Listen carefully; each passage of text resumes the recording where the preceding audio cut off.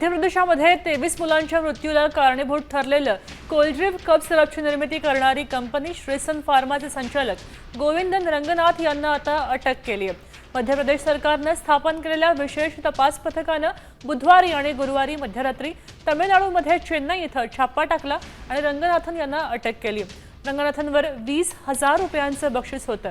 तो त्याच्या पत्नीसह फरार होता।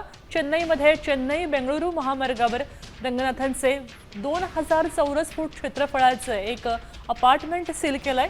तर त्याचबरोबर कोडबक्कमधलं त्याचं नोंदणीकृत कार्यालय सुद्धा आता बंद आढळलेलं आहे।